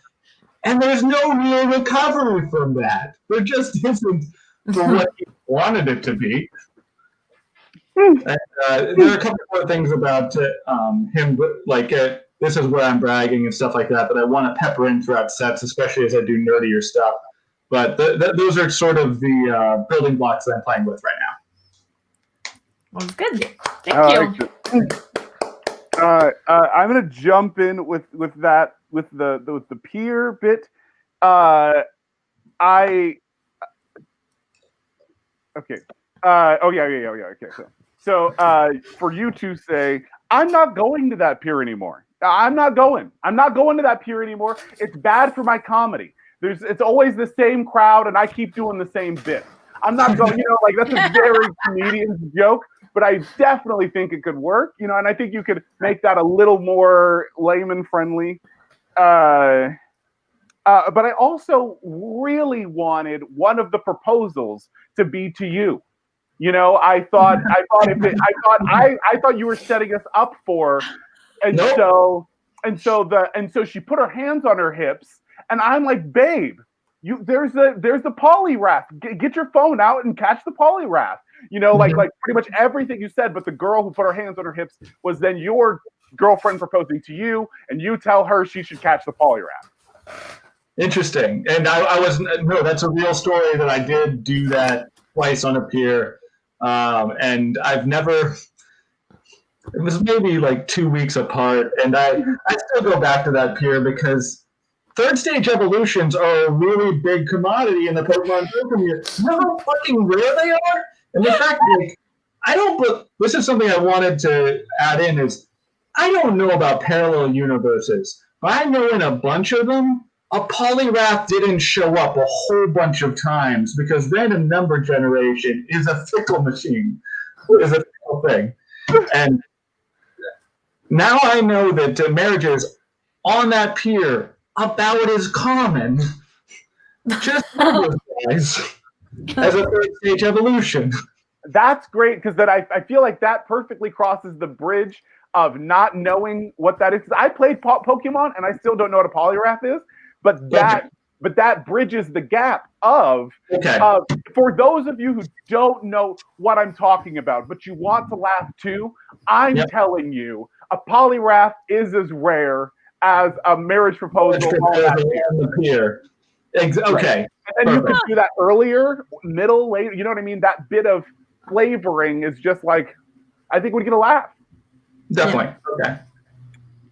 Just to keep talking. So your arm, I thought you also had football player with straight out. So the arm bit, your face mask, and then right. And then I also then once you had different positions, I also thought you could do Tai Chi. You could, then that gives you an excuse to move. So you go from Tai Chi to voguing. You could have both of those be levels of your clock face of confidence. And that's all on the clock face of confidence. I also love clock face of confidence. That's just a really good line. That's awesome. Because that's what because you've done the whole thing. You also made it a scale of confidence pay off later. But so just that labeling of this is the clock face of confidence bit, I think will just make that a t-shirtable hashtag. Yes. And then obviously you didn't say it, but if you do the whole clock face, you can just do the Heil Hitler and then not label that one. You have then you could do then you can do pissed off coach or Hamilton. I don't know who's straight up. You go from hailing a cab to hailing a, and then to football coach. You don't even say it to hailing a. And then, but back to power again. I don't know. This is a weird amount of confidence. Just don't be at this amount of confidence. But then once you're back to, don't be here. Mm-hmm. That's all I got. Yep. Awesome. I would have loved to see if you went back to the pier for a third time, you walked into an intervention. That's enough for you, Robert. We're done. I like that. That was literally all I wrote down. I wrote down the word intervention. That would be really good. Kitty at the pier. There's a lot of wordplay there. And the news report came out. Soil or Pokemon pedestrian foils attempted proposal. Or proposed, I don't know. You know what I mean? You can hit all the pieces. Arbitrator's name is Pity. Right. Pokemon playing Pity thwarts proposal on the pier. I like that. There's definitely an alliteration there that I can definitely figure out. Because then I think making the specificity that you love Pokemon more than anybody else, I think is another thing that I want in that too. That take Pokemon away from everybody else. It's not everybody's thing. It's your thing. And you love it so much that all of this makes all of us want to hear about how you love Pokemon. Yeah. And nobody else can understand. Nobody can understand how much it means to you. Yep, absolutely. And I have other sort of nerdy bits about how I went to a nerd bar and accidentally duped a gold digger with my outfit.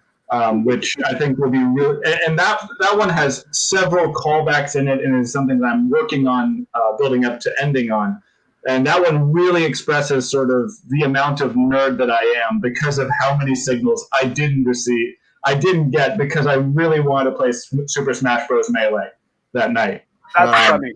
It's going to be really good when it's done. But, and I'm picturing the outfit that you're wearing is closer to like a hoodie and jeans, like a tech billionaire outfit, not even that you're wearing fancy clothes. You know what I mean? I just feel like that's another flavor in there. You're in Seattle. I'm imagining the Bay Area nerds I know, and you know what I mean? Their costume of that guy's a billionaire is usually shitty clothes. Mm-hmm. See, and I was wearing a super fancy suit because it was the first night I did a theater as a comedian, and I wanted to go celebrate by beating a bunch of nerds at my favorite game. Which I am, and I say I'm really good at it. Like if there was a high school team, I wouldn't make it to state, but I'd be like captain of the team. And this is me bragging right now. I want you guys to know that. And yeah, and then I think, and I would go on with, and I am the winner. I think I'm the winner that night because out of all those guys, I was the one who won the catfish. See, and the thing that I go into is I look really good, and she tries to do this thing where she my whole thing is, why are you so bad at being a gold digger when you could have just waited 2 minutes and seen my Superman wallet and you'd have known? I don't have nice shoes. I just don't. I never figured out how what goes with a suit. Like all you had to do was look down 90 degrees and you'd have been so much better at this. So why? Also, why are you here? Go to a place where there's real money. And well, it's a whole entire thing, but I have to be within the bit to, and I also haven't practiced it at all because when would I have? Well, good job. I liked it. That was really good. Yeah. Just before we move on to someone else, I really like when you said she didn't yell at me in the car. That was really funny. And then for the proposal, you said like something like it's a really hacky proposal. I thought you could. I want an actual really good line for line, but I kind of speed through it. Like I want it to actually be a romantic proposal. But I want to speed through it just to get to the all polygraph type thing, just so that it hits a little bit harder instead of really glossing over it and sort of going middle of the road on it. Like, I want to give it the proposal that if I were to give a proposal, it would be my proposal, but I want to gloss over it hard, just to really elicit that sort of, you fucked up my proposal. Because if it is sort of over the plate and everybody does it, it's not nearly as special as me really destroying a romantic moment. I just haven't really gotten that really solid line of romantic things. I see. So that was more me ad-libbing for that part. But I'll get that down. Yeah, because I was going to say, you could get mad at them and be like, get an original idea. You got this proposal off of Pinterest. Yeah. But then maybe you could say, what more special way to propose than next to Poliwrath or Wrath, whatever his name is. Okay. Pokemon. Your Pokemon. Pokething. Your little guy, your little blue guy. I just remembered. It's a frog. I remembered. It is. I think it's a Toad, which is an evolution off of Poliwhirl, and it can go either direction, but I'm with you. The belly. I remember. I see it now. It's back in my head. Yep. So I didn't know that on you guys. We can move on. I just don't know the Pokemons. That's okay. I hope you don't need to find that joke funny. No. The joke was funny. The joke was really good. Yeah, it's really good. That's what I like, because I didn't need to know what Pokemon were to find your joke funny. Good. Which is the true litmus on a subjective joke. Yay! I'll take it. We're going to move on to the next comedian and last one, which is Derek. Derek Dozier. Thank you so much. I am thrilled to be here. I really want to tell you, just give you some information. I'm a medium brown person. The medium brown person you're looking at, I came to exist because 2 prison guards fell madly in love. 2 prison guards just swept each other away and decided to make a little brown child to hate at home. They're good at their jobs and wanted to bring some work home with them. I grew up around a lot of white people. I don't mean to brag. It's just the truth. I had a lot of white friends in the suburbs, okay? And I grew up around a lot of white people and had a lot of white friends who would never say the N-word. Never would they say the N-word. But a lot of people would say to me, Derek, Derek, slavery, it was a black thing. The Europeans showed up in Africa and they just sold all these slaves, all these black slaves to the Europeans. So Derek, it's really the Africans' fault there was slavery. And that position is really interesting to me because it's saying that the problem with slavery isn't the owning and application of slavery. It's that the idea. It's saying You know, Derek, you know white people. When we see black guys doing something cool, we can't resist. We can't help ourselves. We saw them doing the slavery, and it's just so cool. Like the cool dance moves and that hippity hoppity music. We had to get in on it. I think that's the end of that joke. But yeah, I need help here. You know, like I need help there. Okay. Have you ever seen someone riding two bicycles? You know, have you ever seen one person with their legs spread apart and they're maneuvering two bicycles underneath them? I have. I see such thing often down here in Sacramento. In Sacramento, you see somebody riding two bicycles, and I never assume at the other end of that journey, they have a pal waiting for a delivered bicycle. You know, I'm sure they're not delivering a bicycle to a friend. Every time I think it's thievery. You know, you never assume, oh, what a good pal. I think that is the case for any time you see one person using two forms of transportation simultaneously. It is nefarious behavior. You know, if you see someone trying to drive a car with a rollerblade, you know, that's untrustworthy behavior. If you see someone using a jet ski while holding a skateboard, just holding a skateboard on a jet ski is quite villainous. I got a dog. I got a dog myself. I got a dog in part because I wanted to seem less threatening to white people. I got a German Shepherd because I know when the police inevitably shoot at me, I just wanted them to try and avoid me or my dog. You know, I think a German Shepherd is a good white sympathetic dog. You know, it's working out really well. It's a smart dog. I'm teaching her how to ride on my back, so I feel like we may both live through that encounter.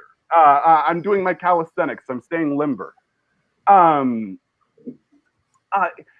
just to end you with a simple, sweet idea, I have a life hack for you. I have a life hack for a PC world. Now that it's the year 2021, I know you still want to do impressions of other ethnicities. I know you out there want to do an impression of a person who looks different than you. Well, here's my friendly life hack tip. Instead of doing Japanese voice, just pick one person. Why not do George Takei? It's okay to be Takei. That's one person. You can do an impression of a single ethnic human being. Here's another example. Don't do black guy voice. Black guy voice is not a PC, but you can do Mike Tyson. You know, he's a boxer. He wants to win. I'm gonna win.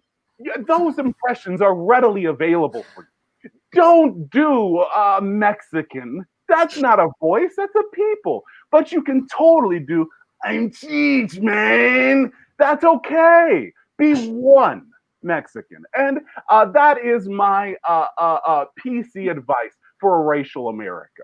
Thank you. Nice. Thank you. See, and it's funny that you brought up the don't do different races, because in my head I was like, when you were doing the white guy, I wanted you to go even whiter. Like I wanted you, wow, they just brought over the, and I wanted you to really go Dirty Dancing dad style white. Great guy. I should do that voice because that impression in your register. That impression is a kind of accidental impression because I want to just, you know what I mean? You see where it's going. And so it's that's just a journey there. So I feel like the white guy impression is so hackney. I have to acknowledge it in some way or not do it at all. You know, like it's too basic. I don't want to do white guy voice. You know, I don't know. Thank you. That's a good note though. Mm-hmm. Well, it also paints exactly the kind of white person that you grew up around too. That would victim blame themselves for slavery. I mean, make them the victim of slavery, which is what he's trying to do. Yeah. That's perfect labeling too. Yep. I thought you could say they made slavery look good. You know. Thank you. They didn't like slavery, but then they made slavery look good. So. Mm-hmm. Thank you. And then for the guards, they just had a really good work ethic. Thank you. That's good. For the transportations and stuff, I just thought you should somehow the word red flag, you know, like that's a huge red, like you should notice that's not normal. That's a red flag, at the very least. And I really loved your impressions. Those were amazing. Mm-hmm. That was really funny. And honestly, you know, I would not say this outside of this space, but those are the only impressions I do in that bit. Ever since I wrote that joke, have been those 3 impressions. So I need to add some to that. But the joke works, even if I only do one of them. So it doesn't. I'm not motivated to do any more because it works. Yeah.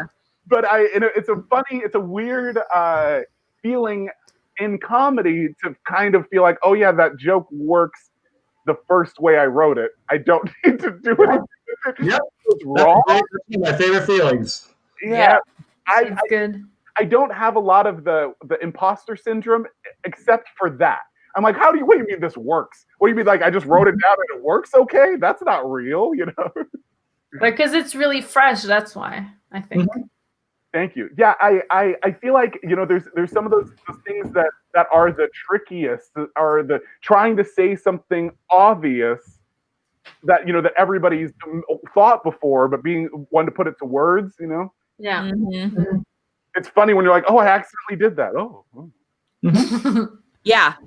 I always have to Google and make sure that I actually thought of that myself. Yep. Yeah.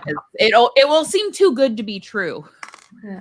I have 10 minutes of bits about the Bible that one of my comic friends swears multiple jokes, like, come on, man, I've heard that before. Well, I'm like, well, who did that, you know? But it made me think about it differently. You know, it's also like, which crowd really wants to hear the Bible torn apart, you know? Like, so usually it's not a chunk that goes together, but that's the most that I'm like, I don't know, you know, it's 1,000 years old. Yeah. What about you, Tara? What did you think? You guys have actually already touched base on the feedback that I had. My favorite was the impressions part at the end. And yeah, you could have left that singular. When you kept building, it just made it better. I would love to see a British guy in there somewhere if you do add anyone. That's good. I need white country impressions. Yeah, that's because that's a good one. Well, Tara, if you think of if you get me a good Brit, I guess Alan Rickman is the top of my list. But I don't know. You know. Who's that one foppish guy? He was in Notting Hill. Hugh Grant. Hugh Grant. Oh, you're even from. Yeah, and you see stutter a lot. Oh yeah, sure. Oh my. And then throw an Australian in there somewhere. You can do Hugh Jackman. Just have a Hugh and Hugh. Hugh times 2. That's good. Thank you. I need maybe Shakira. I'll get some ladies in there somewhere. Maybe Aquafina. Maybe, you know, Aquafina would be a good Chinese person. And the Hugh Grant one, it takes you so long to say anything. You could also make the point that literally, if you did his voice, the jokes you've done up until this point would be a headlining set.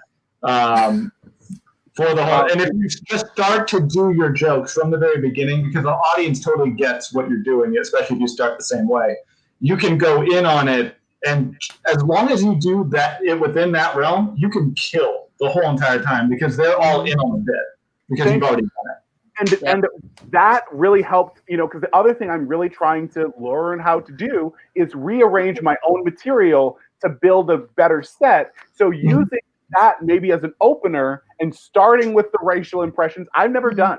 So, you know, I gotta try that and see where that gets me, because that also motivates me to intentionally flesh it out instead of using it as a closer where I always feel like I gotta laugh. Okay, that's it. Goodbye. You know? Yep. Thank you.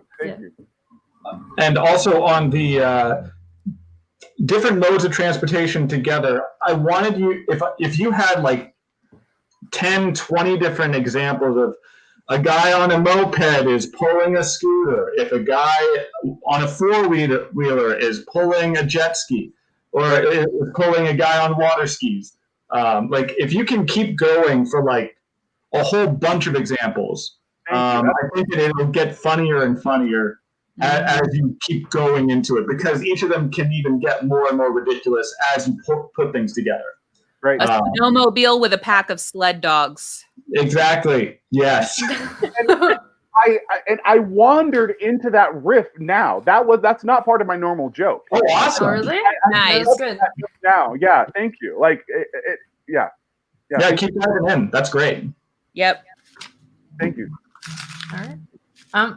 I think we've reached the end of the workshop. Did you guys have fun? Yeah, that's great. That was good, right? This is the part where we get to promote anything we have coming up, any social media or podcasts. Tara, do you want to start us off? Sure. You can find me on Facebook. I have Living Room Comedy. Go give us a like and a follow. It's just Living Room Comedy. I also have a podcast you can find on Spotify, Apple Music, Stitcher, and wherever else. It's called the MDK Squad Pod, which is teams of comedians talking serial killers and all things murder. Cool. Sounds funny, right? Cool. And I run 5 mics a week, which you can find every single one of them on the Living Room Comedy page. There's a universal sign-up link to get your stage time, and I do book showcases from those mics. So come sling jokes and get paid in the meantime. That's amazing. Very cool. What about you, Robert? I have a comedy album out that you can hear on SiriusXM Radio. It's called Driving at the Speed of Friendship. It's also available on Apple Music as well as Amazon Music. And I don't have any shows coming up, but I will be the featured person, one of the featured people in the Costco Connection magazine next month. I am only because my grandma thinks I'm very famous now, and I don't want her to think otherwise. Wow. That's cool. Yeah. I'm a subscriber. I will keep that issue. I have an entire bit that I want to do about being in Costco magazine and just keeping on doing Costco material just to keep getting into Costco magazine. Not even because they're very optimistic about my trajectory as a comedian, and I want them to slowly realize how hard it is to get into show business over time. Mm-hmm. And I'm going to keep doing Costco material until like the one that's coming out, they're like, this guy's going to be selling out theaters in like 3 years. And I want the next one to be like, well, I thought he was funnier than that. And then the next one would be like, I think he's good. What's wrong? And then I'm until literally I'm just doing an infomercial that I'm putting on Apple just so that they have to keep me on there over and over again. Amazing. I have also written another 3 to 4 minutes of Costco material since then. So it's part of my life. We'll see how that goes. We'll sample it. Thank you. What about you, Derek? I produce the Body Posse comedy show. It's a body positive stand-up show. You could find us at Stab Comedy on Twitch, Facebook, YouTube, on all sorts of streaming platforms. I'd love to have all of you on the show. You know, it'd be great to have you guys on. It's a fun place. We talk about body positivity. We talk about race. And so you may hear some very normal stand-up, or you may hear a story about somebody learning shit about their own body. And it's a really fun show. We do it like this over the internet. So it's an easy show to enjoy from your home. I'm also shoplifting from Sam's Club to just balance the scale from Robert Pitti and his Costco businesses. That's awesome. As for me, you can find me on Instagram at Victoria for Days. Or you can find me on the Dirty Four podcast that we do every Sunday. It's just me and 3 other very crass, very vulgar comedians. So if you're not into that, I don't think you should listen to it. But if you like dumb shit, then it's 2 hours of very dumb stuff. And you can find us on Facebook at the Dirty Four podcast. And otherwise, I have a movie trivia night every Thursday. It's Victoria and Claudio's movie trivia night. You can win a prize. and there's a group on Facebook for that as well. So that's everything. That's a hot podcast plug. You know, I don't know if you're ready for this podcast. Well, that's perfect. The 34 podcast. I think you're a little too snowflake for it, you know, and I think people will listen for, you know, in that way. It's probably too raunchy for you. I mean, my colleagues trigger me on the air, so I don't know what it feels like being a non-comedian listening to it. It must not feel great, but it's there. I think that's a great plug, you know. Yeah. Same. Yeah, I'm going to tell good night to everyone. Good night, and thank you for watching.